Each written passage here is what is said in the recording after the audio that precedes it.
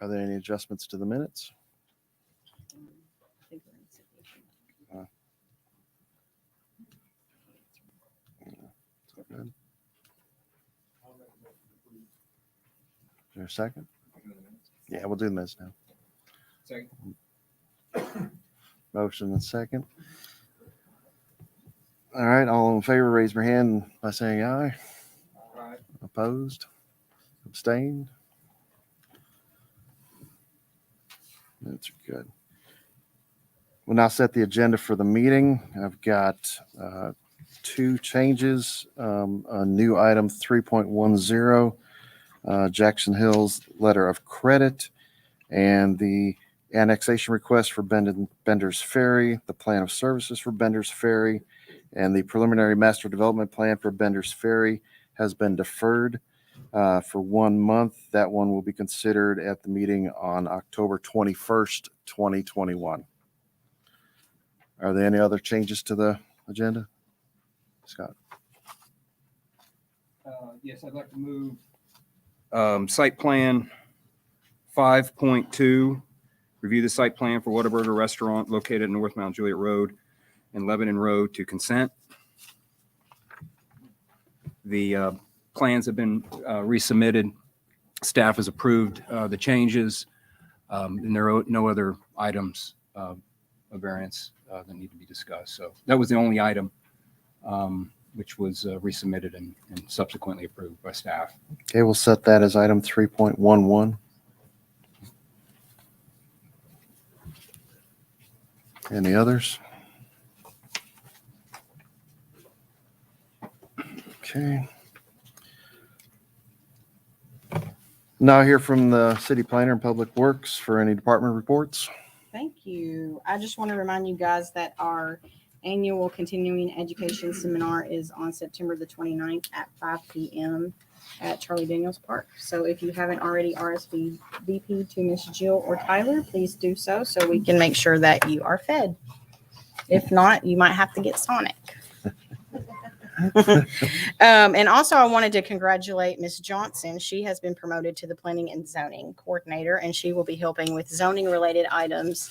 And as you all know, each PUD has its own separate rules, and it's a lot for staff to keep up with. So she will be monitoring those interdepartmentally to make sure that all those conditions and regulations are met, and among a lot of other things that she might not be aware of yet. So congratulations to her. That concludes my report. Thank you.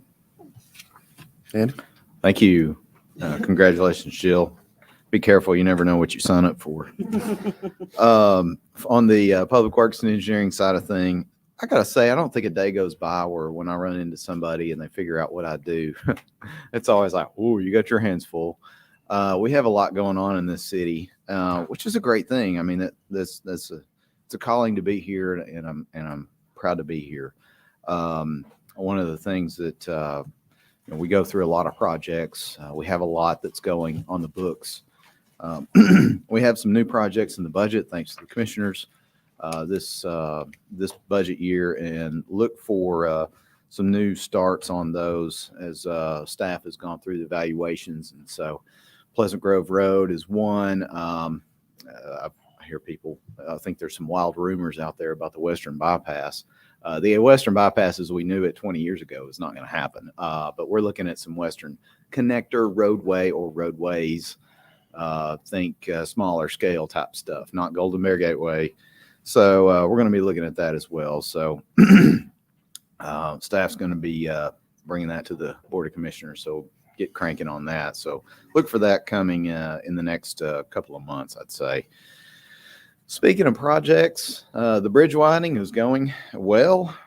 Wanted to give an update. It's pretty cool to watch. There's a lot of neat things that you can see happen in a construction project. If you're a construction nerd like I am, they're actually going to be pouring the concrete for the bridge deck next Wednesday night. Wow. So if you want something to do next Wednesday night, go hang out and watch that. Dodge cars. Well, the wonderful opportunity that I had was when that was going on with Golden Bear Gateway, the bridge that goes over to Vision and the railroad. I was able to be out there and watch that happen. It's an impressive operation. It's probably not going to take them too long. The Golden Bear Gateway was a big one, but still, it's fun to watch. Fun to watch how they do it. So that's a neat thing. Again, that's just me being a nerd. And also, just got word this afternoon. We got another grant. I wanted to say that I've never met a grant application I didn't like. There's all kinds of different things and different eligibilities. Obviously, we're going to go for as much as we can go for. Sometimes the eligibility is a little limited. There's one that's it's a big acronym. Basically, it's one level of the stimulus, CRRSAA. I think some of the folks in the biz call it CRISA. But we applied for a couple of grants for their priority was one with sidewalk repairs on Mount Juliet Road. Not just repairs, but widen those out just a little bit. So from Division to Old Lebanon Dirt Road, we were just awarded that grant. Total amount on that was $827,000 and change. So that's a big win for us. It's 100% funding, by the way. No city money in that. So very happy about that. Very pleased with that.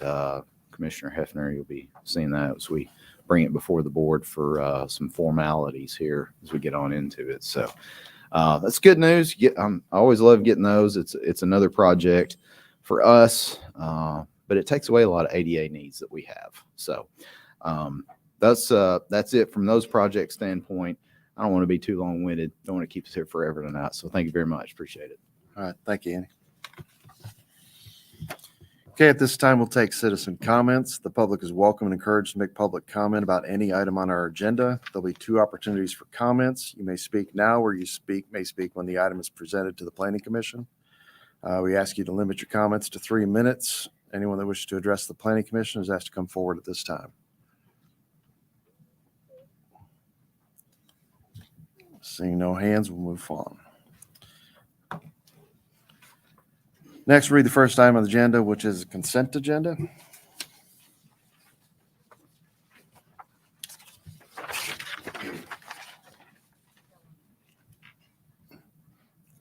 Item 3.1, Jackson Hills Phase 2, Section 2D, Development Letter of Credit, 6940856-732 in the amount of $75,687.20 can be released. Item 3.2, Park Glen Phase 6B, Sewer Letter of Credit, Cashier's Check in the amount of $37,995 can be released. Review of the Stewart's Landing Phase 2, Final Plat located at Stewart's Ferry Pike. Item 3.4, Review of the Final Plat for Stone Hollow Subdivision, Phase 5, located on Stone Hollow Way. Item 3.5, Review of the Final Plat for Walton's Grove, Phase 6, located on Central Pike. 3.6, Review of the Site Plan for Grace Dog Park, located at 2095 North Mount Juliet Road. Item 3.7, Review of the Site Plan for the City of Mount Juliet Public Works Maintenance Facility, located on Clemens Road. 3.8, Review of the Preliminary Plat for Gateway East, located on Beckwith Road. 3.9, Review of the Mass Grading Plan for Gateway East, located on Beckwith Road. 3.10, Jackson Hills Phase 2, Section 2B, Development Letter of Credit, 6940856-7177 in the amount of $120,041.51 can be released.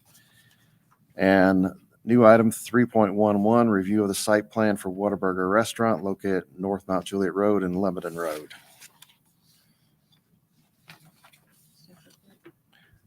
Staff reports on any of these items? Yes, sir. Is my mic on? 6. Thank you. I just want to make note that item 3.6, Grace Dog Park, we got them an address after the agenda had been uploaded. So it's 1005 Oak Hall Drive. So we'll just need to note that in the record. Item 3.7 is requesting a design standard waiver. Staff approves. They're requesting metal, and that's conducive for the industrial area that they're going in. And we have given you all new elevations for Whataburger. They were asking for a waiver to allow a metal screen wall. They have brought back thin brick, which looks much nicer, and I appreciate them doing that, and staff recommends approval for that. I think that Gino has a comment that he would like to make also. one other thing on Whataburger regarding the Yes. environmental impact and phase 2 approval prior to any construction. Yes, it's very briefly on 3.8 for Gateway East. I don't know how many meetings we've had discussing this. This was plan approved, PUD approved 4.5 years ago. And there's been some dispute over what's in effect and what isn't. We finally reached an agreement. And just want to note that the preliminary plat includes substantial adjustments from the approved PUD and the preliminary master development plan.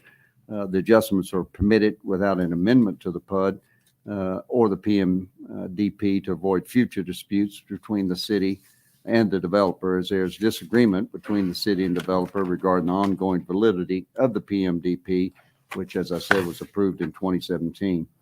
Further action on this project will be in line with the preliminary plat. We've all agreed to that, including all notations regarding the applicability of the prior PMDP and any issues that are to be addressed at site plan / final master development plan review. This preliminary plat approval will restart the vesting period for the project as set forth in Title 13 of the TCA. Otherwise, this submittal includes most of the information required on preliminary plat checklist, and deficiencies can be addressed by way of the conditions of approval. The previously approved preliminary plat has expired as it was approved over 4 years ago. But as I said, we've met, and I want to compliment counsel Tom White for the developer, working together to put that, and he delivered a letter to me today which contains some of those same conditions, which we'll add to the record as well. And Tom, is there anything else? No, that's it.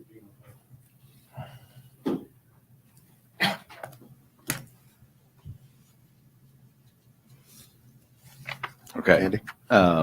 So for item 3.4, that is Stone Hollow Phase 5 final plat, I want to direct everyone to our comment, Public Works Engineering comment. Let's see, comment number 3.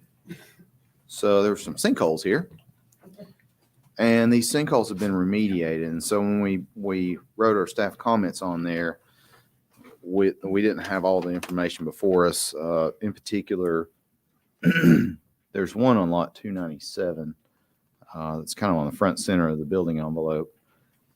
And what we had first was that it was not remediated for structural, but since that time, we have had a stamped letter from their geotechnical engineer stating that the sinkholes have been rehabilitated, and I quote, in accordance with state and local regulations, and are suitable for use in structural areas, i.e. building envelopes. And bearing capacity for foundation should not exceed 2.0 thousand square feet, pounds per 1,000 square feet, sorry. Anyway, so based on that, it is our revised comment number 3 that we would just strike that it's not a buildable lot, but revise that instead. We put more emphasis on note number 4, that these lots would be identified as a critical lot, similar to note 2. So we just need to make sure that these lots are all noted as critical lots and are captured with the final plat. Thank you.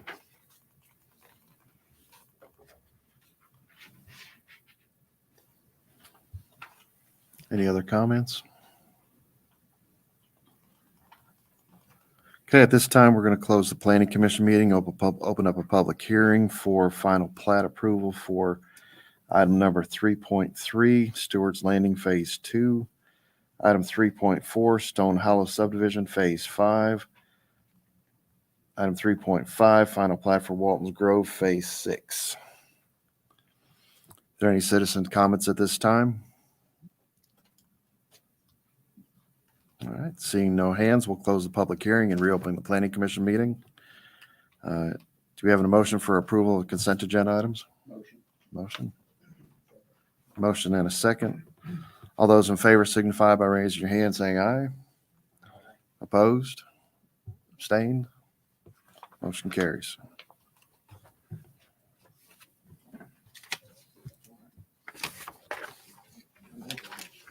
What's that? Getting through them, getting through them.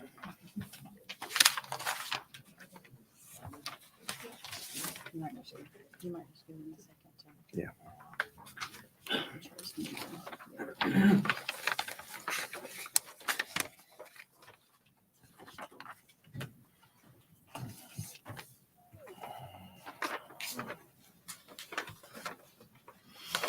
Okay, we'll now hear our next item, which is a design standards waiver which is item 4.1, review of the industrial design standards waiver for Beckwith Point located at Beckwith Road.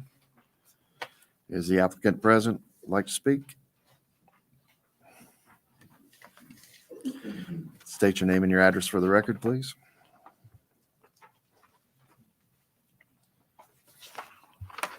Evening, Joe Haddock, Civil Site Design Group, 2305 Klein Avenue. As always, thanks to staff for working with us on this project. I think what you have before you tonight is a building that is consistent, if not above the standards of buildings that have recently been constructed or in process of being constructed in the vicinity. We work closely with staff to enhance the building character as well as the concept site layout that you have in your packet. The site's really been designed to work with the natural topography, preserve a substantial amount of the existing vegetation throughout the property, while providing a much needed east-west connector from Belinda Parkway to Beckwith Road. Our request is very similar to what you all have seen recently in the Beckwith Farms development. We took the approved elevations there, and we feel have enhanced them with the color banding and the facade variation throughout the building. The developer is here tonight. Unlike Beckwith Farms, these buildings are smaller in nature, and they feel they will attract probably a user that has more office space than true distribution use. And as you can see, I mean, we have a building 65,000, 72,000, 121, and then the large building at 226,000 square feet. So we are in agreement with all staff comments and conditions, and respectfully request your approval of our design waiver, and we can answer and address any questions y'all may have. Okay, thanks, Joe. Any staff comments on this item?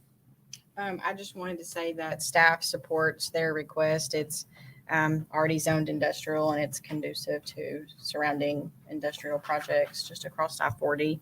I appreciate the tree protection plan. It's, as you can see on sheet C1, they have a very heavy, large area of tree protection, and they have included that along I-40 to also screen those buildings from that view. So that's all I have to add. Any comments for Public Works? This time we'll hear any citizens' comments on this item. If you have any comments, please approach the podium, state your name and address for the record.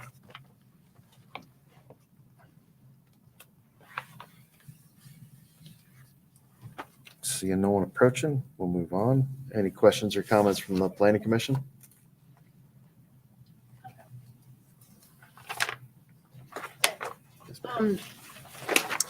Is it my understanding that to access this, that more of the traffic, I know you say this is going to be more of an office space, but should there anything become like a distribution center, is traffic going to be more like tried to bring it from Beckwith down instead of coming down Belinda Parkway? Yeah. Okay. So you've seen in your staff report, we've committed to at least all the construction traffic at this time, access from Beckwith, but the access to Beckwith Road is the key to this site. And as y'all know, Wilfong Parkway is the right of way that's already been platted to the property line. So it's there ready for us to connect it. Thank you.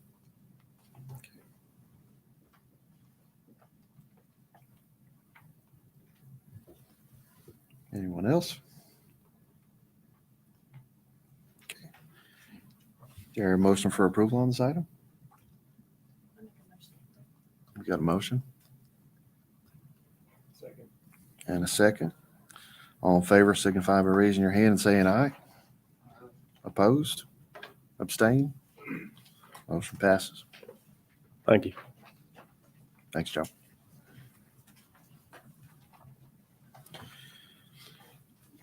The next item, 4.2, review of the residential design guideline waiver request for Canvas at Mount Juliet, located at Golden Bear Parkway. Is there any representation for the applicant?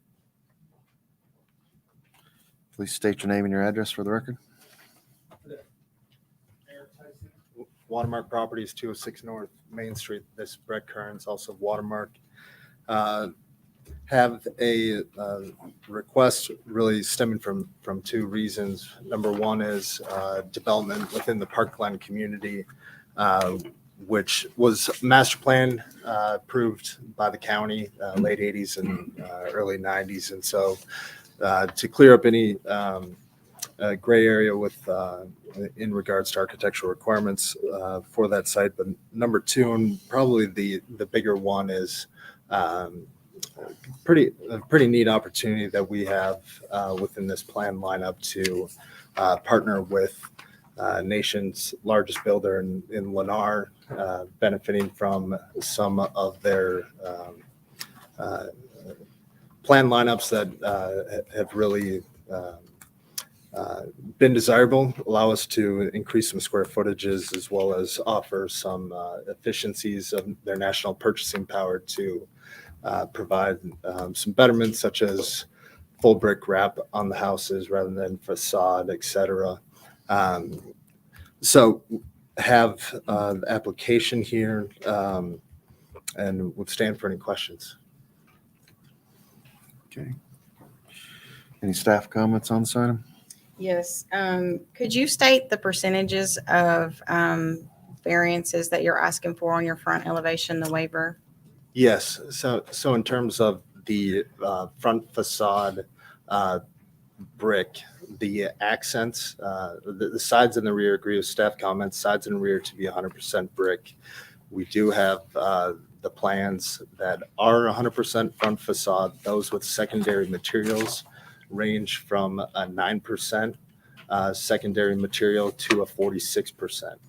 And now those calculations are calculated with the most conservative estimate of just square footage of secondary hardy material versus brick.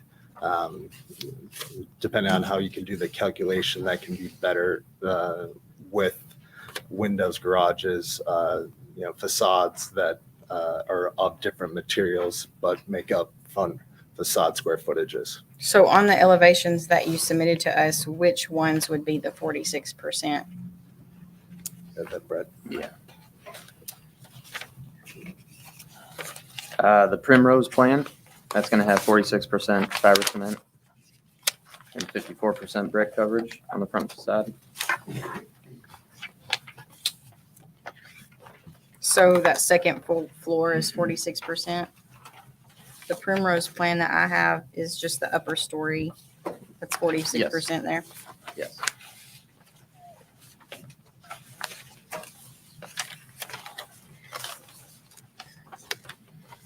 And that's the only plan with 46%. So if you were granted the waiver, you would commit to only 46% on the Primrose plan? Correct. The reason I'm asking, it's really difficult for staff to keep up with different percentages. So I feel like, and I hope that the Planning Commission just grants you a waiver if they so choose to for one certain percent rather than each individual elevation. That's up to you guys. You have the plans before you. Are there any other elevations that you haven't submitted that you plan on? So just these? Yes. Yeah. Another waiver that they are asking for is the garage size. We require 440 square feet. And I think the smallest one we saw on here was 360 or 330. Yeah, 370 square feet. 370 is your minimum. And then it goes up to 427 is the largest. Another waiver that they are asking for is they're proposing one garage door, which is 18 feet in width, rather than the two separate garage doors with the brick column in the middle. And you want to go over your finished floor elevation of 18 inches. What exactly are you asking for on that? What would be your minimum that you're proposing? Yeah, so minimum above grade would be 8 inches instead of the 18 inches.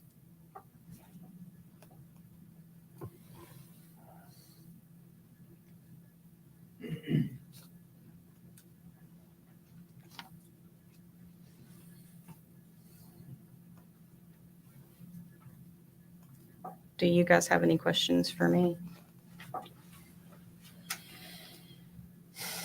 I have one. I guess I'm asking, why we're having so many waivers from the city plan?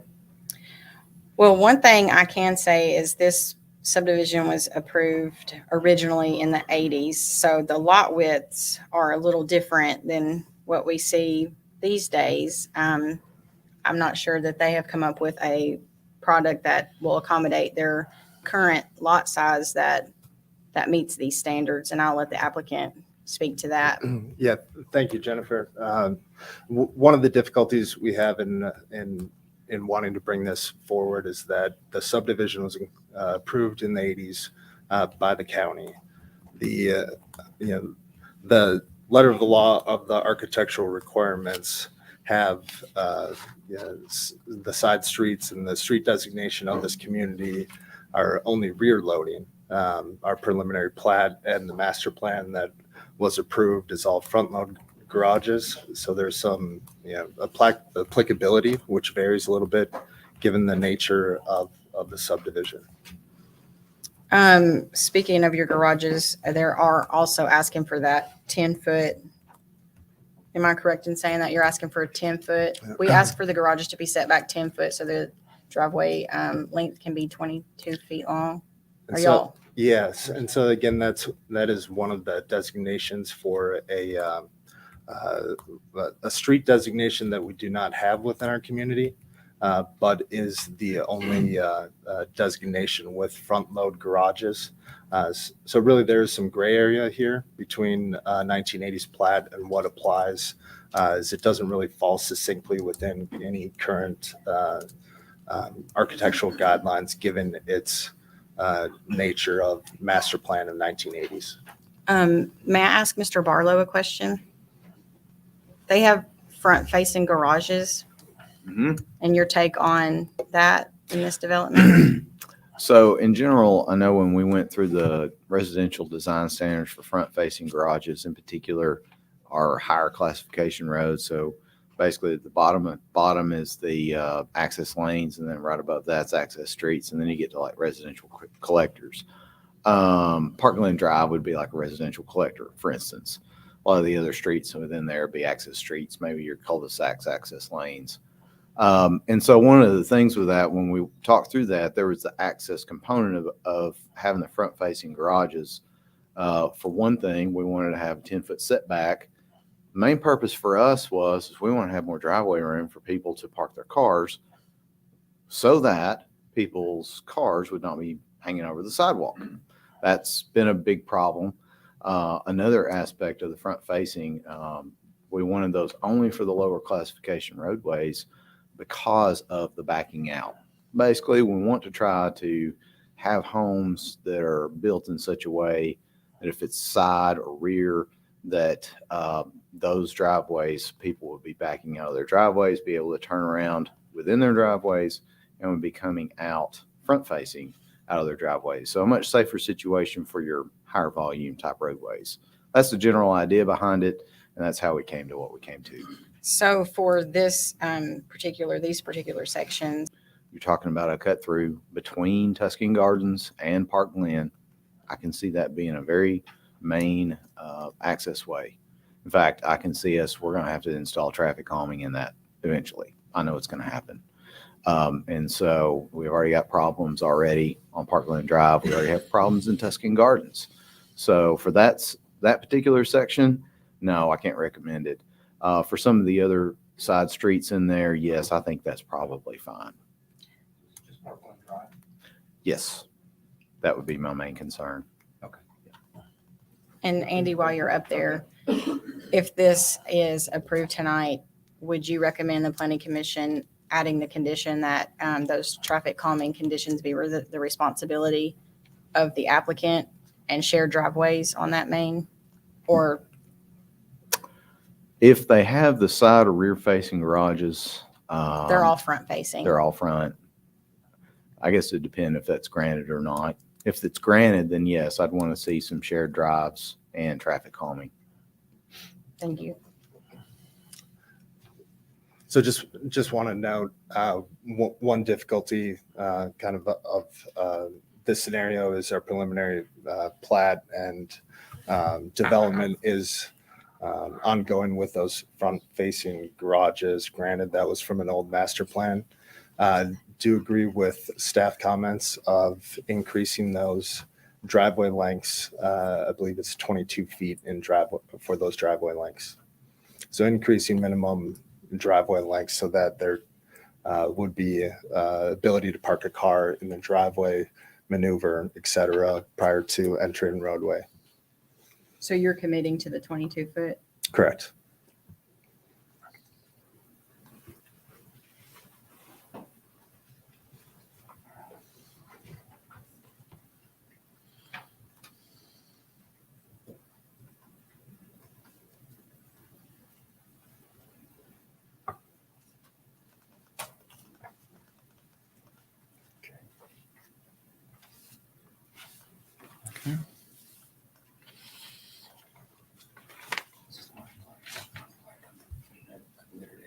Final plat comes at a later date.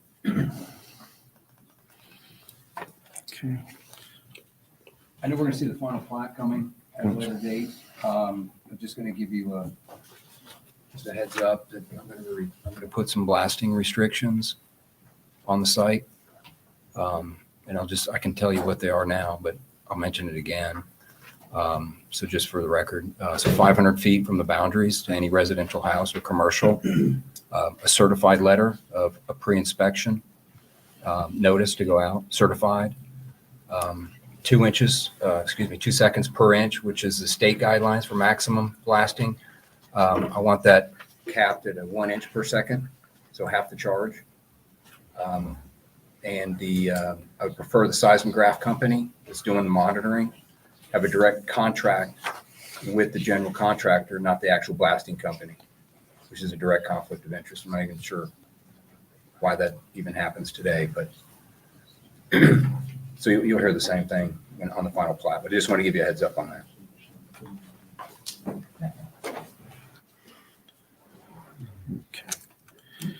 This time we'll hear any citizens' comments on this item.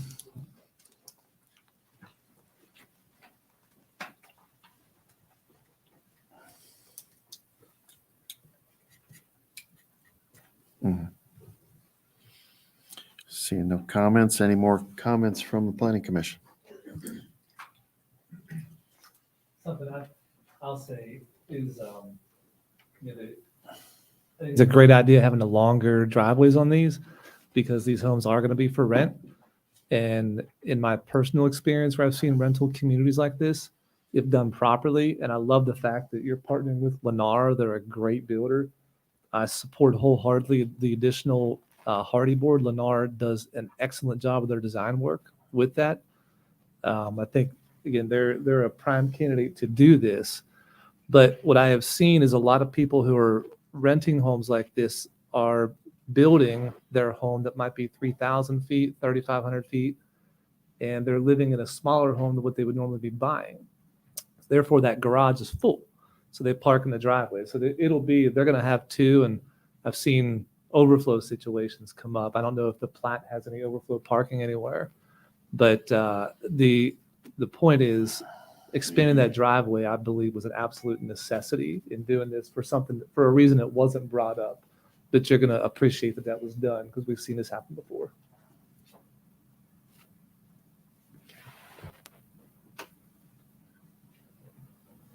Any other comments? On the 18-inch raised down to 8 inches, could you explain why you can't meet the 18-inch Sure. required by code? Majority of the lots will have the 18 inches. There are some of the lots with site slopes front to rear. So that site sloping keeps that lower than a typical front sloping type situation. So it can't be done. That's what you're saying. We're requesting for relief. I probably In the construction world, Andy Barlow would probably appreciate this, but again, one of the sayings is you can do anything for enough money. You can make a building float on air. So yes, it can be done. It's not within the standard Lennar product lineup to be able to do that. Do you know how many lots you might need that variance on? I do not know the number off the top of my head. So if you were granted that waiver, would you commit to meet that 18 inches wherever possible? Yes. okay.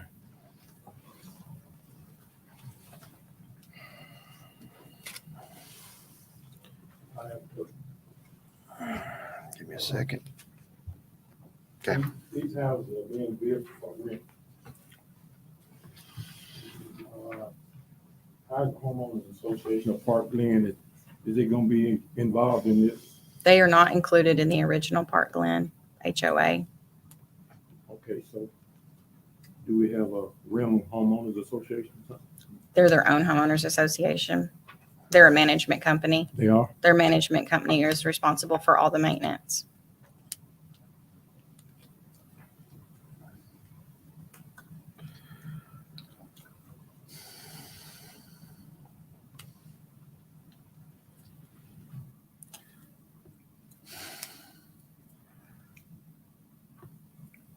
I'll just speak my mind on a couple of these. That some of the waivers, they're basically substandard to what we require every other builder in Mount Juliet to comply with.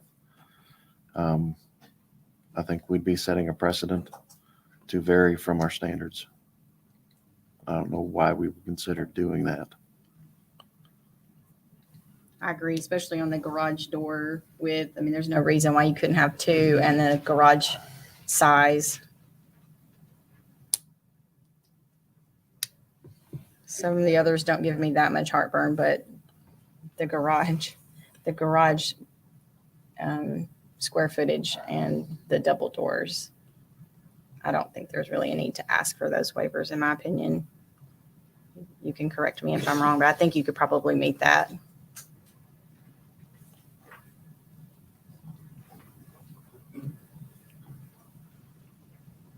So would your request be to instead meet of the one code for those. 18-foot door to have it 20-foot clear space as 2 8-foot doors with section of Whatever our code says.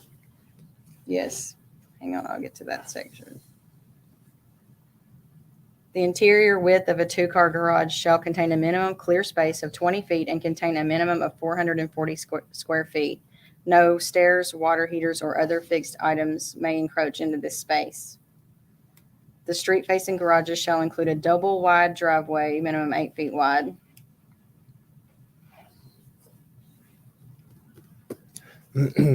So part of the difficulty that we have in partnering with someone like Lennar is that they've got a lot of efficiencies in being able to build plans that are synergistic and don't require a lot of changes, which is why we're here tonight. The 20-foot clear space could be a misread interpretation on our side. There is 20-foot clear space within those garages. They're 20 feet wide. I guess in any instance, they'd do not make a 20-foot wide garage door that I'm aware of. So that might just be a misinterpretation on our side of the requirement there. Thank you. And I'll leave it up to Mr. Barlow to determine whether or not this is an access lane, but that's when you get into the two different doors with the column in the middle.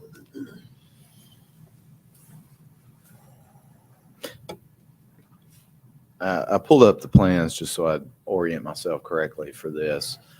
So for Parkland Drive, no, I would consider that more of a residential collector. I think at best, maybe we could call it a access street. Because of the cut-through nature between Parkland and Tuscan Gardens, I think that one definitely. The other streets are side streets and perfectly fine with those being considered lanes as it would pertain to our design standards. Thank you. Yep.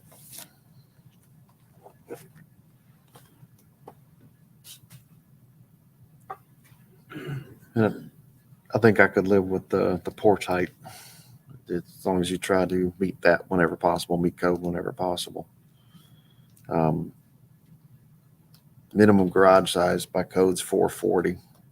You say they vary from 370 to 427. There's a reason why I don't live in the house I used to live in, because my garage was so dang small. If anybody has any views on garages or whether this should be something we should consider. I think on that one, they should stick with codes. One question for Jennifer, if you could. Okay. One thing, wouldn't it, I don't feel comfortable with what we got before us at all. To have this redone, resubmitted? You want them to meet what they can Yes. and bring it back? So That's you're very asking true. for a deferral? I just can't agree with what I'm seeing here at all.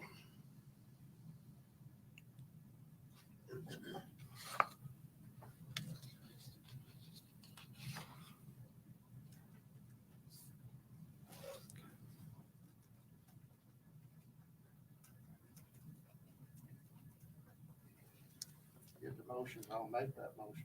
I'll make a motion for deferral and for revision. You're going to second his motion? I'll second your motion. Okay. All those in favor of deferral For 1 month? for 1 month, signify by raising your hand and saying aye. Opposed? Abstain? Motion passes. Can you say that?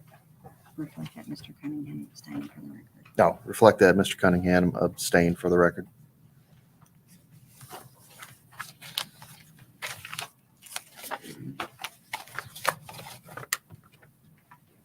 Thank you.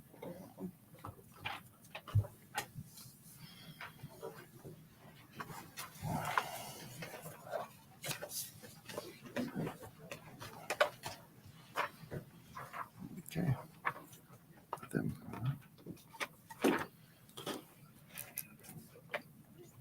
Yeah.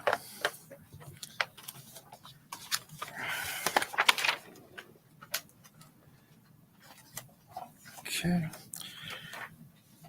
Now for our next item, which is item 5.1, site plan, review of the site plan for AOS at Legacy Point Medical Office Building located at Golden Bear Parkway. Any representation from the applicant?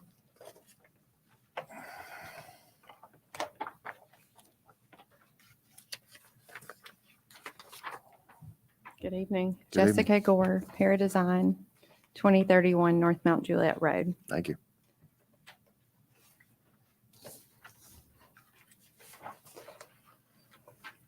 Any Any- questions? Any comments, any further information you want to share with us? Actually, we read over staff's report and were agreeable to the approval conditions should the variance of the exterior panels be granted.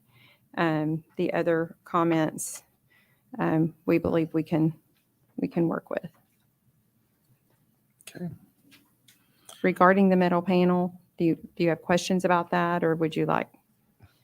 I'm good. Okay. Scott? Is it going to be brushed metal? It does have that look. Yes. Okay. I mean, to me, it's a contemporary look. It I mean, I is. kind of like it personally. I mean, The doctors group that owns the building wanted something a little more contemporary, and so that's why the Right. architect chose to embellish with those panels. They are a quality material that are substantially more expensive than brick. mhm. So that was a design choice, and we're hoping that because it is a good quality material and construction practice, that it will be accepted. Okay. Any other staff comments on this one? We recommended approval of the site plan with the conditions listed on your staff report. Those are pretty standard comments. We do not support the metal panel waiver. Okay. Staff has to be consistent with that.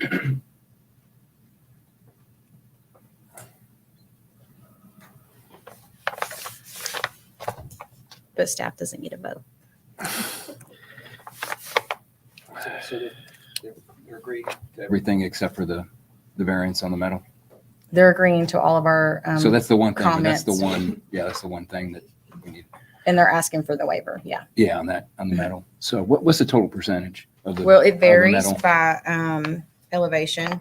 So if you notice on sheet A 3.1, it calls out the north elevation is 25%, east elevation is 36%, the south elevation is 48%, and the west elevation is 26%. This is on sheet A 3.1. What's the elevation from the highway? Would that be the south elevation? Yes, It would. It would be, It would. which is, look, what is that, the least amount of that material? Or is it, the south shows the most, Okay, shows the most. 48%. Okay. I will say a lot of that south side is glazing, as It you is- can see on A 3.2. It's also the short side of the building. yeah, it's a short zone, so that makes sense. But I will say, on these larger buildings, it's not uncommon to see other materials used. If you look at Providence at the many newer hotels, some of those have different features other than brick. No, I'm going to say it again. I mean, I'm going to sound like I'm beating a dead horse, but I like the look of it. It's contemporary. We need to revisit all brick, industrial, commercial anyways, but I like it. It's contemporary. I like the glass. I would like to know what the colors are going to end up being on that metal if it gets approved. If it's going to be brush metal or something way outside of that. I would say that the 3D rendering that is the last sheet is the closest that you'll get to the look of that without it being flat. We don't want it to be so shiny that it would be blinding. However, it does definitely have a brush nickel look to it. There's a good example of it on Hartman, on an existing building that was done. Do you have the address for that? 920 Hartman Drive. If you get off the interstate headed east and travel north on Hartman, it's just off the left. Okay. But it is metal. Would you like to speak to that?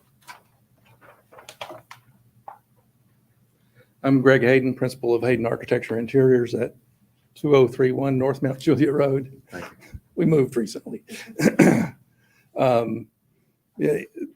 These metal panels are a high quality exterior material that we typically use a lot as accents. We're using a little bit more of it on this building because we've got a client that's willing to spend a little bit more money, that's a little bit more image conscious than some of the clients we work for. But in addition to giving a building that they're wanting to look for, this is also a new development in Mount Juliet that we're hoping to attract good quality office jobs out here.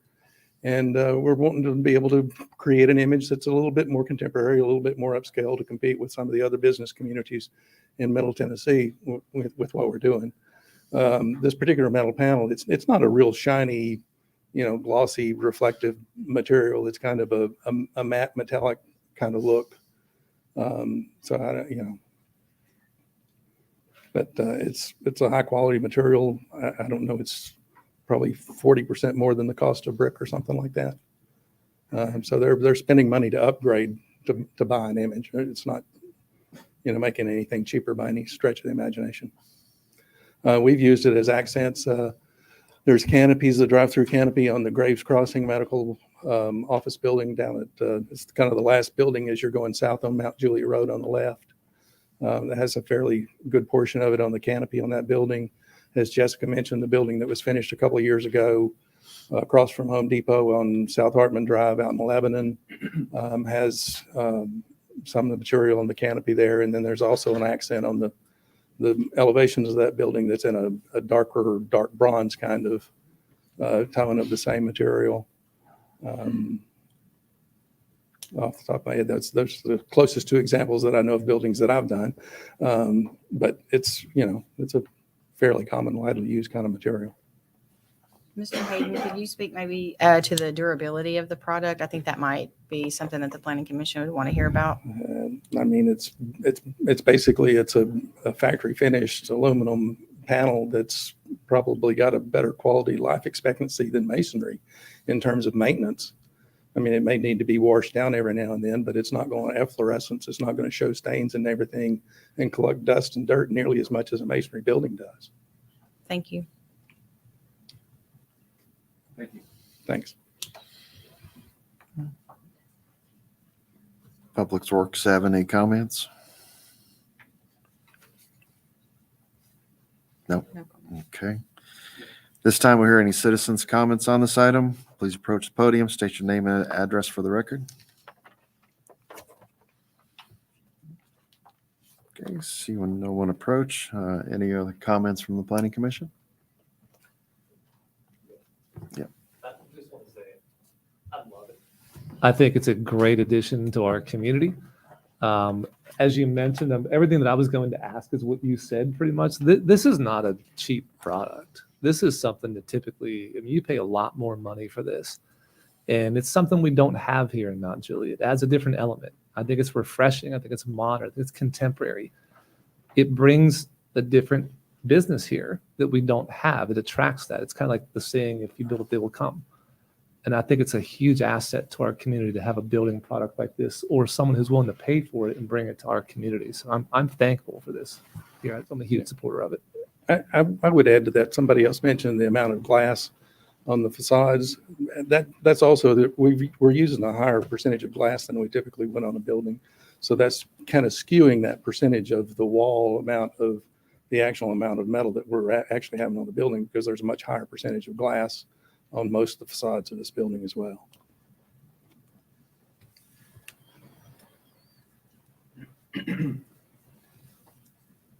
Any more comments?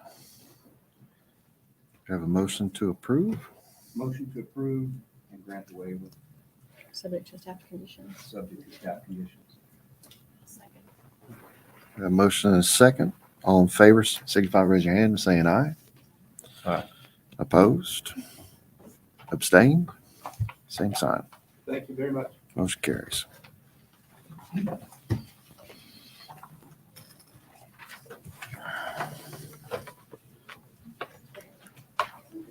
Okay. Now here our next item, which is item 6.1, review of the final master development plan for Wintry Pines on Nonavail Road. We have representation from the applicant.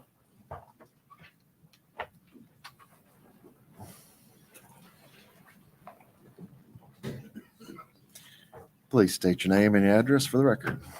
Good evening, Joe Haddock, Civil Site Design Group, 2305 Klein Avenue. So you have before you tonight, are we on the preliminary plat or FMDP? Sorry. Preliminary plat and FMDP for Wintry Pines. There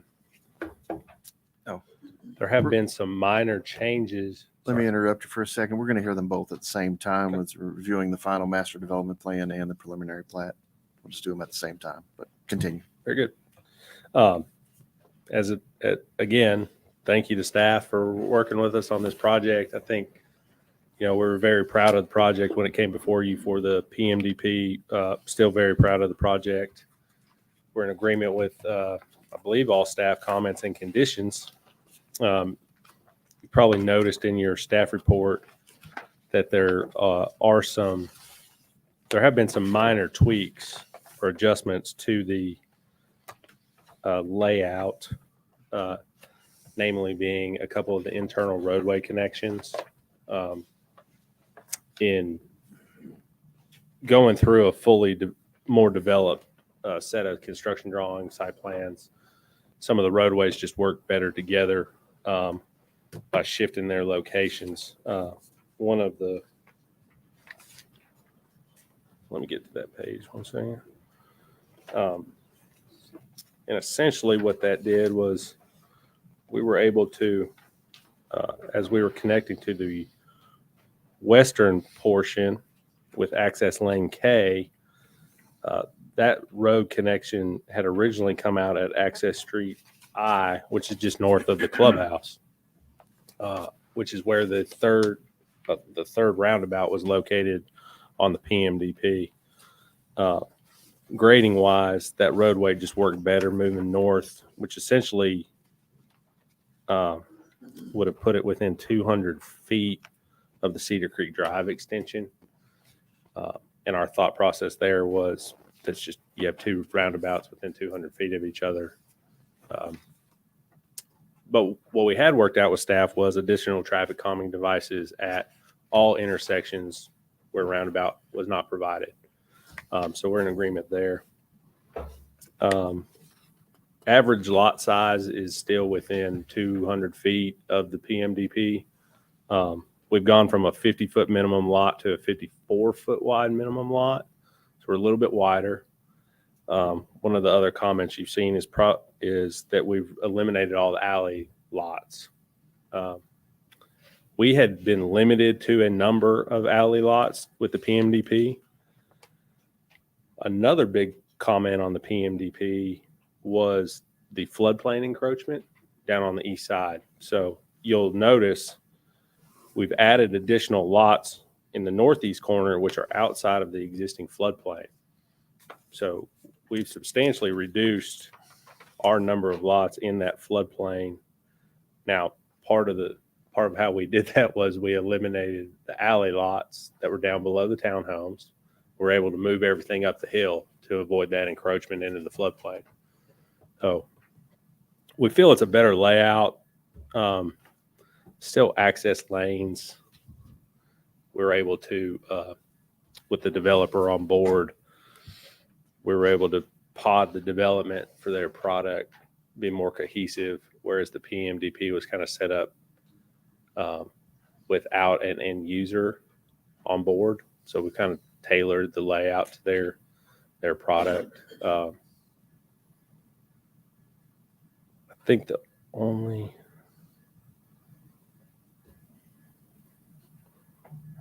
we're in agreement to everything else. Offsite improvements are the same. Pump station.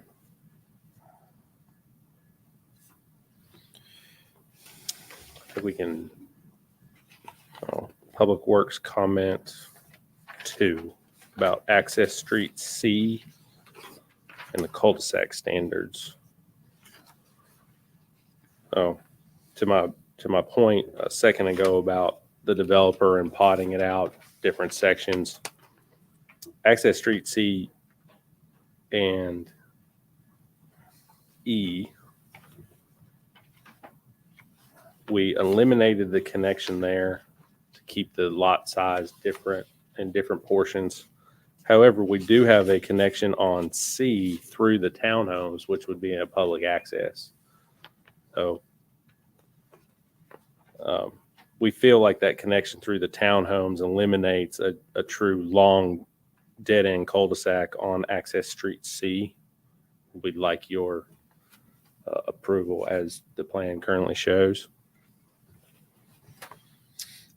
And apart from that, I can answer any additional questions or comments y'all may have. Open it up for some staff comments. Jennifer? Thank you. I've reviewed this plan with Mr. Marchetti this afternoon, and we have deemed this substantially compliant with the PMDP, and staff recommends approval with our conditions listed in your staff report. Okay. Thank you. Thank you, ma'am.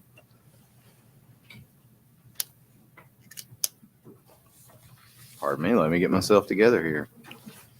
There it All is. the time you need. I was missing a sheet.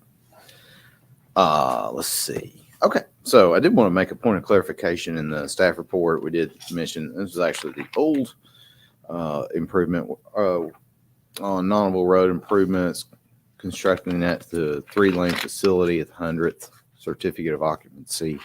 Actually, it was changed to the Board of Commissioners. I know Commissioner Hefner was instrumental and wanted to push that forward. It's our recommendation that the improvements come there sooner rather than later. So it was actually approved via the PUD to be at the first certificate of occupancy, which is actually, we captured that in Public Works comments number 6. So I think the other things there, one of the things that Joe mentioned was the roundabout situation. There were 3 that were shown, and the approved PMDP is actually on sheet C 9.0 of your packet for this plan. It shows 3, and talking with the developer, I'd say we prefer to have the 3rd in there. If we had it, I would have it at Access Street F and Collector Street A. The great thing about roundabouts, signals, you'll hear me preach about, I don't want signals too close together. You can literally put roundabouts back to back and they work great. But we did want to at least provide an option there on that. Ultimately, leave it to the Planning Commission on what you prefer to see there. Good examples of roundabouts within Jackson Hills is one as you come in. Jackson Hills, I'll make a note on that. I had actually recommended a second roundabout be constructed in there for traffic calming purposes. And when that went through the approval process, we're only left with 1. And in hindsight, I really wish we would have had that second one in there. Traffic calming is a major topic in Jackson Hills right now. And so with this being a main collector type connector roadway between Paradise Drive, Spring Valley Drive back in there, and the remainder of this development, I do recommend it, but at least want to provide some options there. I know that's the wish of the developer and the builder to just go with 2 rather than 3. But at least if we do go with that, only allowing the 2, that we would have the traffic calming raised crosswalks preferably, but I at least want to try to provide some options there as well if there's some alternate type traffic calming that could be done. So that's one thing I wanted to note. I do want to note, and Joe mentioned this as well, this is a much better layout from a floodplain perspective, much better. And so kudos on that. The one other thing I did want to say, public work comment number 2, Access Street C, used to connect all the way through, and now you see it's got a break. It would be our recommendation to, which is comment 2, to connect those, which I know there's a comment there. Probably what I would do is not make it a through road. I would like to have it at least configured as a right angle type of intersection. If we do that, my recommendation there is access lane. Oh gosh, it's hard to see. G that would connect to it would remain an access lane, because I don't see the traffic going down the access lane as much as I do see it going down the access street. I just want to try to provide some options. That's one where in the original layout, I think I prefer the original layout a little bit better than this, but it doesn't have to be a straight road. It can be a right angle connector intersection type of situation. It doesn't have to be a through road. In fact, that's better from a traffic calming perspective. I think other than that, everything else is in there pretty well pretty well laid out. And so if you have any questions for me, please let me know.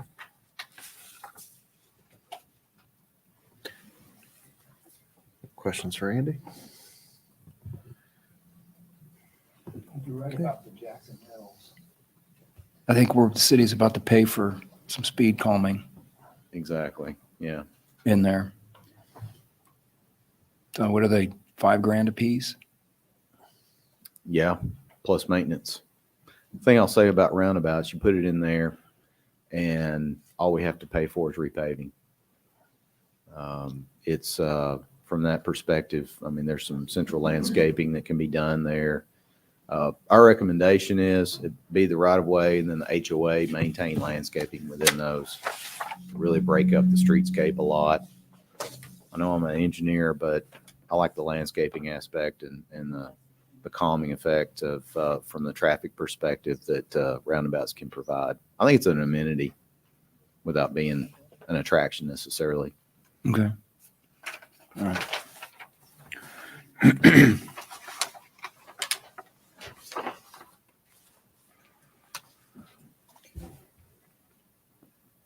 think the engineer of record wants to speak. Okay. Representation from the applicant, I guess, Joe. Yeah, Mr. Haddix. One clarification. We're in agreement with G connecting to C. And we'll work through that with public works staff. I think it's a good change.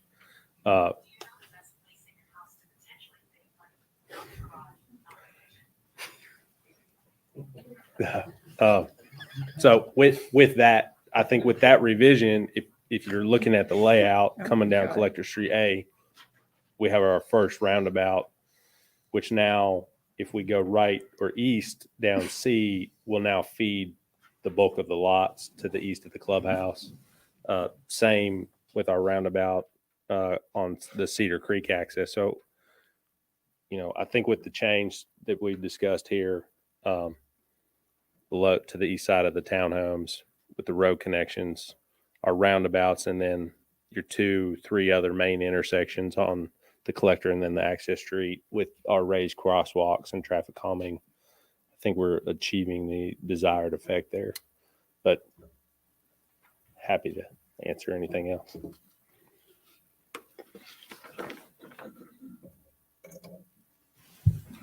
All right, this time we'll hear any citizens' comments on this item. If you have any comments, please approach the podium, state your name and address for the record. Seeing no citizen comments, any other questions or comments from the planning commission? I have a question for our attorney.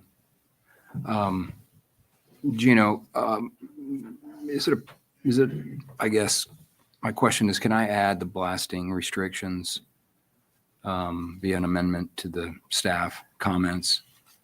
Are there any concerns? I can add them. Okay. All right. At this time, I'd like to go ahead and amend. I don't know, would that fall under public works comments, but I'd like to add, and these are homes I'm familiar with Will Smith, and I know this is standard practice for them anyway, so I don't think this is going to be an issue. But I'm going to ask that inspection notices go out, or pre-blast notifications go out 500 feet from the property line of the PUD. So any resident or commercial that's within 500 feet of that property line get a certified inspection notice, pre-blast inspection notice. Also, maximum 1 inch per second blast, as opposed to the state maximum of 2 inch per second. And then the seismograph monitoring company has a contractual relationship directly with the general contractor, not the blasting company. That's my amendment. Okay. So is that a motion to approve with that? Yeah, and that's a motion to approve based on staff conditions and my amendment. And you add public works comment. And I'm sorry. And adding public works. Yeah, comments as sorry, well. and including public works comments.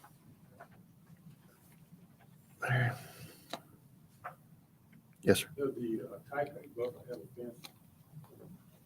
It does not, but I believe in the PMDP, they were required to put a perimeter fence in that location. Joe, do you want to confirm that real fast? Mr. Haddix?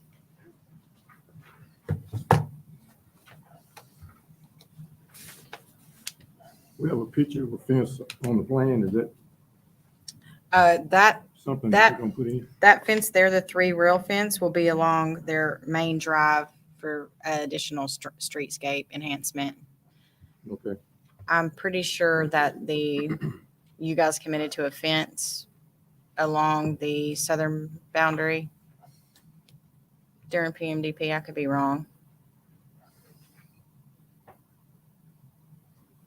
On the Cersei property.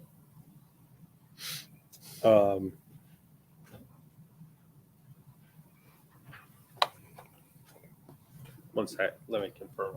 Sure.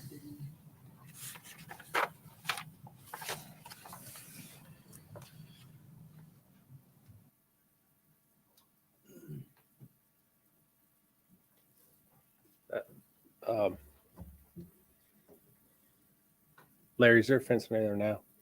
Did we commit to upgrading like the fence that's there now, like a woven wire along the common property There's really boundary? not a fence there.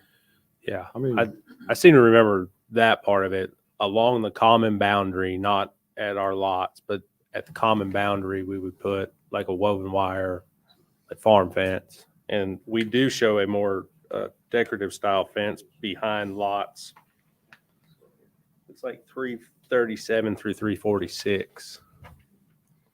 well, my biggest concern would be from lot 1 to lot 337. Yeah, That's the. I think area along I that need a southern fence. boundary, we Yes. can add that a typical farm fence that you might see.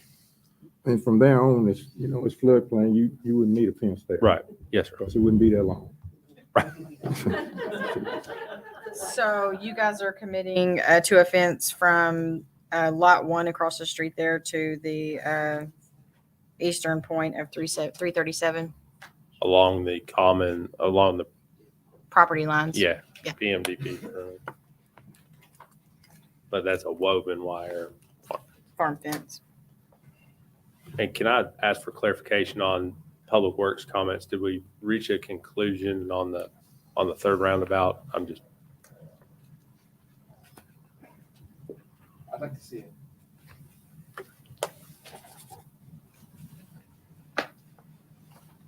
Can we commit on the third roundabout to work with Public Works staff? He had some options. We agreed to the raised crosswalk and other traffic calming Okay. noted on the plan. But we'll just continue to work with Public Works. I mean, me and Andy have been working on this project for 2 years together already, just to get it to this point, so. Are you okay with that, Mr. Barlow?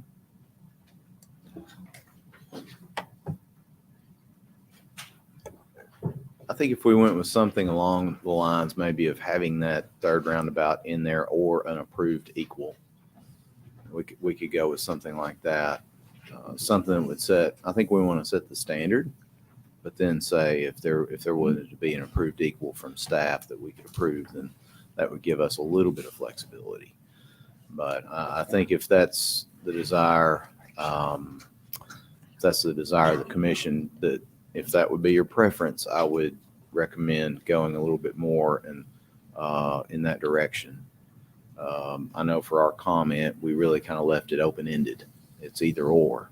And so, but if it's the will of the commission, then I think it would be better to try to make that a more formal process to have that in there or not. Okay. So approve the 2 roundabouts as is presented. The third, work with staff to come up with an equal. Roundabout or approved equal. Roundabout or approved equal. Yeah. Right. Yeah, that'd Okay. be my recommendation. I'm okay with that. So my motion still. Sorry. Commissioner Hefner, we had our pre-planning meeting. You discussed wet ponds with us. The ponds. Mhm. Oh, yeah. Fountains. Can we talk about fountains? So the code basically states that aeration or a fountain to recirculate the water is needed for wet ponds 12 feet or deeper. That's the only thing in the code. So that'll have to come from you unless they design a wet pond that's 12 feet. So are they proposing fountains in this right now? No. Okay. All right.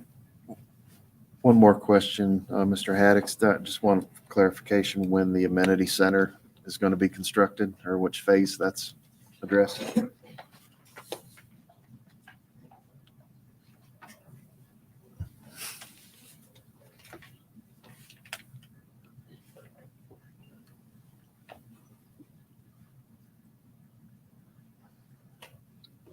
I believe the clubhouse comes in with the second phase, but you will see a full set of a standalone site plan for the clubhouse very shortly. Okay. Good. Thank you.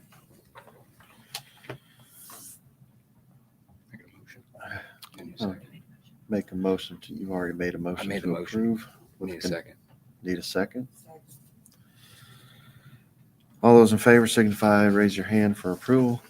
Say aye. Aye. Opposed? Abstain? Motion passes.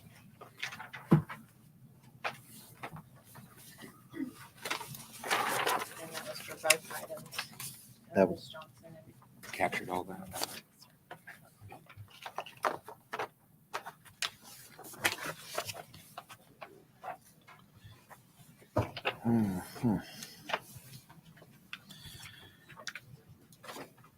Now we're here, our next item, which is a preliminary plat, 7.1, review of the preliminary plat for Canebrake subdivision located on Devonshire Drive. Any representation from the applicant here today? State your name and your address for the record, please. Good evening, Ryan Lovelace, Civil Site Design. Appreciate being here tonight. This is a 276 lot subdivision that's in the county. It has a great feature in the middle with this extension of Devonshire Road. We're proposing a 3-lane section just like Devonshire is today. That road will head all the way through our project. If you have the plan open, it's that north-south road that runs through our project. It is proposed to connect to Division with some additional turn lanes down there. There's some additional traffic calming that staff has asked us to do on existing Devonshire, which we're okay with doing. But those lots you see on Devonshire, they're a little bit different color. Those are 100-foot wides. Those are side entry garages. That's a requirement of your regs, subdivision regs. There's great connectivity, a handful of stubs on the east and the west. We also make a connection on the upper left corner of the plan. That's Georgetown Drive in the Hickory Hill subdivision. So that's our secondary backup, I guess you'd say, connection. We're also doing some road improvements at the north end of Devonshire Road where it connects to Lebanon Road. We're adding a second left turn lane on Devonshire at Lebanon Road, also adding another head on the traffic light out there. So now there will be 2 lefts, which will take you towards Nashville, 2 lefts on Devonshire where there's 1 today. And that's part of our proposal with this project. We've been working on this project since, this time last year. It's been a long time. And we're here again today working with staff for, a year and a half now to get this point. I think we worked through all the conditions and the comments.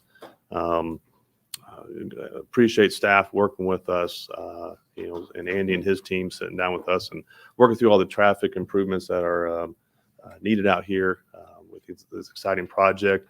We went to the county again last month and asked for approval from the Planning Commission. The county approved it unanimously again. So we're here this month and asking for your approval. We meet all the county regulations. We meet all the city regulations. We're not asking for any variances, and ask for your approval tonight. I'm here to answer any questions. Thank you. Staff comments? I would like to ask Mr. Lovelace where you guys are with your at-grade connection. We have reached out to them a handful of times. We're actually going to, Andy knows this, need y'all's help, your help and the county's help to be granted this access, this crossing. I don't think there's any problem on staff's level, but just having the higher ups, including the mayors, to get this crossing to happen. They won't just grant it to a developer. So to answer your question, we've been working on it. It's just going to take all hands on deck to get this crossing. We want the crossing of the railroad tracks. You guys do, the county does. It's great marketing for us. It makes all the sense in the world for us to make this crossing. We've got the funds for it. We're doing the turn lanes on Division. No problems with making that connection, but we're just going to need a little help. Thank you. I have to say on this project, it does meet our subdivision regulations, which is what we're here to look for tonight. I appreciate the commitments you've made to the road improvements, but I have to say it's my opinion that it's a complete disservice to the future residents of this development as far as emergency services are concerned. Not knocking my friends at WEMA or the Sheriff's Department, but our services could be readily available a lot quicker than those individuals. And that's my major concern with this development and has been the entire time we've been talking about it for the past however long, couple years it seems. If you choose to approve this tonight, we have conditions listed in your staff report. Thank you. For the public works and engineering side of things, I wanted to kind of clarify, I think, while this is not in the city, our subdivision regulations do require a traffic study and any improvements thereof. And so that's where we came out with our conditions of approval. Obviously, this is as it's before you to be developed within the county, but they are accessing and would be thus impacting city streets. And so that's the reason why the comments are there that are in there. Agree with Ryan. I think it's our first choice that they have the access to West Division Street. City Manager Kenny Martin and I have already been discussing trying to get a support letter to Nashville and Eastern Railroad Authority. I guess point of clarification, the authority owns the railroad right of way. RJ Corman is the operator.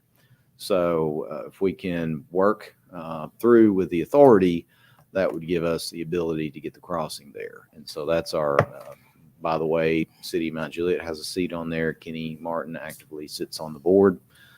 Mayor Randall Hutto is also on that board amongst other official dignitaries all along the rail line. So we do have a voice there. We do have a vote there. And so it's our hope that we can use those methods to go with the crossing. Obviously, safety is number one. This is on the edge of a quiet zone. We would want to make sure that this is constructed in such a way that it is a safe crossing. We do not want to see a bad situation here. But the idea there is that we have an overburdened crossing at South Green Hill Road and the railroad today. And so by adding this traffic even on top of it, because remember, these kids are all going to be zoned for Mount Juliet Elementary. And so they would be utilizing going through Hickory Hills, through Willoughby Station just to get to the elementary school. That's a long way for them to drive just to get their kids to school. And so we want to try to make that as seamless as possible. The less distance they have to drive, the less traffic we have. So all in favor of that, definitely for getting that connection. Everything else obviously is what it is. And so if you have any questions for me on that, please let me know. Thank you. One question. The city sewer step is not in, and it's out of city. It is out of city. They brought in an out of city sewer request. That request was denied. So as far as service, Metro Sewer has service literally right over the line.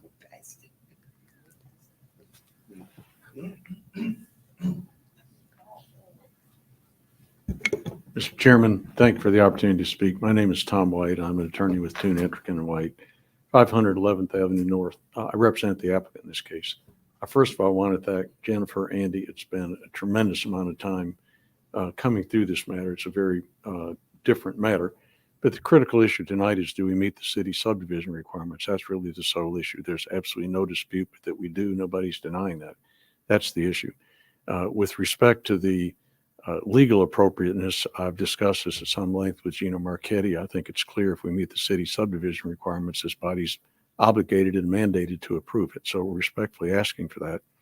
The other thing that I'll mention is it is in the county and it's come several times city to county and back. There's a representative from the county here who's seen this matter come up, and there's set up in your planning commission regimen where somebody from the county's here. It's Diane Withers, and I'd be interested in her comments about this, but it's been to the county on several occasions. But we'd respectfully ask for your approval tonight, move forward. It may not be the most ideal thing, but it's legally what's authorized. I think it's a good development, but thank you for your courtesies. We'd respectfully ask for it to be approved and would very much like the interest of the county commissioner and others with respect to this matter, but thank you for your courtesies and allowing me to speak. Thank you. This time we'll hear any citizens' comments on this item. Please approach the podium, state your name and address for the record. Seeing no citizens' comments, open for questions and comments from the Planning Commission. I'm going to make a motion that we defer this until they get the crossing approved. What was the motion? Motion to defer until the crossing has been approved. I'll second that. Got a motion and a second to defer? Can we be heard on that, please? If I may, again, Ryan, we actually have the two connections. I understand what you're saying. We actually have the two connections, one with Devonshire, one with Georgetown. So that's how we meet the regulations today, with the two required accesses over 99 lots. So we want it just like you want it. That process takes a long time. There's stipulations in the staff report of 100th CO, I think it is.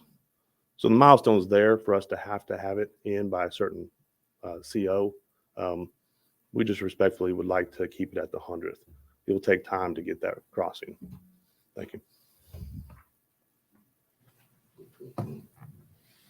Commissioner, I'd like to ask you to please consider that and not move that forward. I think I'll ask you to address this to the city attorney as to whether or not it should be approved. And frankly, a move to defer, considering what we've done, I think is not appropriate.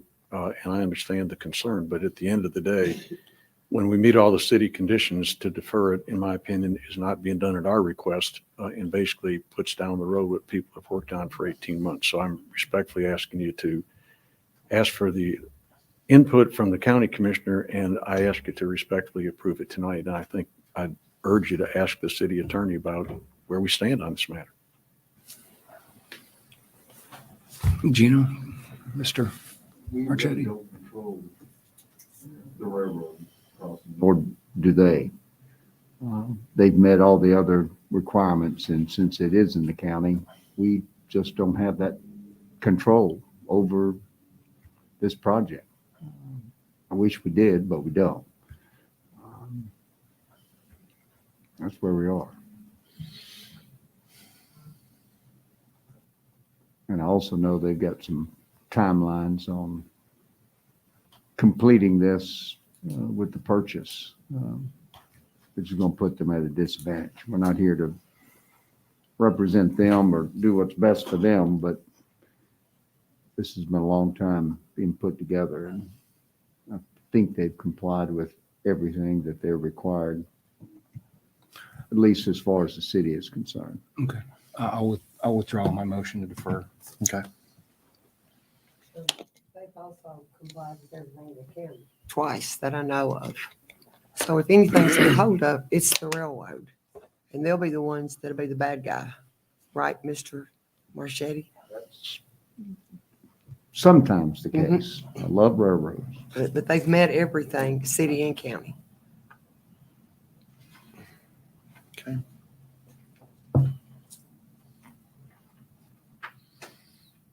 Any other comments? Correct me if I'm wrong here. They've complied with everything on here. anything that, please interject if I'm Mhm. speaking incorrectly here. Anything that we would do to not approve this evening, I don't know that we can, and if we did, then we're going to go to court. They reserve the right to come back, and then it's going to cost them money, a lot of money, by not getting it approved tonight, of which we'll be on the hook for. And although maybe this subdivision is not 100% what we would approve if we're a PUD, for example, or something like that, again, correct me if I'm wrong, I think we have to regardless on this. Unless we want to find ourselves in a pickle. I think staff comments cover all those controls, and I've worked with all the railroads that in Tennessee, and I assure you that they will be the linchpin to getting this done. Yeah. They don't respond on the 1st or the 10th request for information. It takes a lot of work and a lot of hounding them to get them to respond and even to work with them. On a side note, I have seen Century Communities products that they build. I've been through their subdivisions. I've walked through their homes. I've purchased their homes. From that standpoint, I don't have any complaints. I think they're a welcome addition to the community. There are things in here that we don't have that apparently they're willing to comply with our recommendations. I think they're on the same board, on the same page with us on that. I just wanted to put that out there. Okay. Any other comments? Larry? Want to annex into the city of Mount Juliet. Why not? Would you like to ask the applicant that? Sure, why not? I mean, why won't they accept an annexation into the city? We've actually considered that and looked through all the regulations, and we just feel with the current zoning that we have and with the sewer and the water and everything else, the staying in the county works for us. So we just would like to stay in the county. I think we've really worked hard on meeting the same conditions we would have if we stay in the city as far as staff goes. I think we've gone above and beyond working with staff on this. So just would like to stay in the county. Thank you.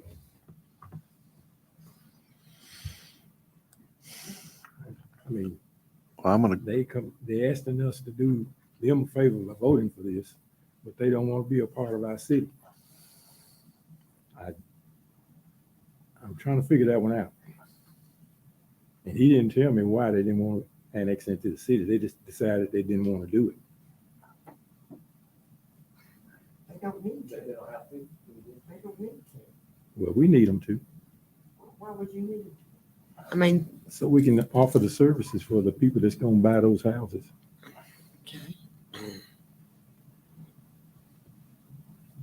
Who's going to take care of that? county. I mean, but Yeah, the deputies up in patrol Lebanon. them, right? Don't they? I wish I knew how many were stationed west. I don't know. Can't tell you that number. Saying we hadn't got enough? Is that what you're telling me? I think the county needs to give them more. Huh? I think the county commission needs to give them more. Oh. You got to build your schools you're filling up. Don't they have their own budget, the schools? They have a different budget. That's our money. It's your money too. I know, girl. Oh, yep. One quick note here. Sewer service that we can't provide. And that's probably one of the most important aspects of any development. And it's going to be provided through Metro instead of through us. And it would be, I think we looked at it, Andy, 2 or 3 years possibly before we would get sewer service. So that's one item there. Yeah, I wouldn't say we can't provide. I think it's a matter of it's just a project for us. We looked at that from a cost perspective as well as the timing. We would have been able to, and we walked through that as far as a commitment to that. We would have been able to make a commitment to have the sewer provided by the time they had their first certificate of occupancy. I would say it did involve a creek crossing. It wasn't the easiest project in the world, but it was there. It's part of our pocket plan to serve this area of West Division. So we did have it there, but I'd say it was about $1.5 million or so, I think, for that project.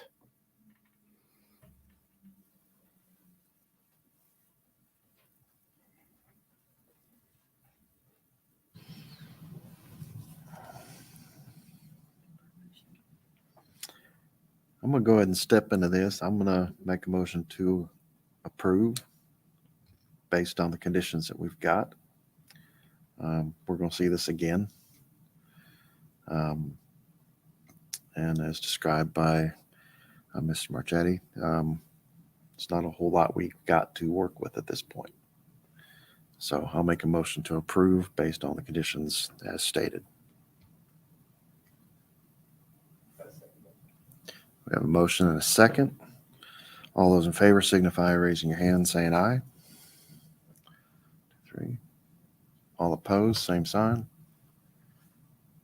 We're 4 and 4. They failed because there's a tie. And motion failed because they're a tie. Is that Then correct? what goes next?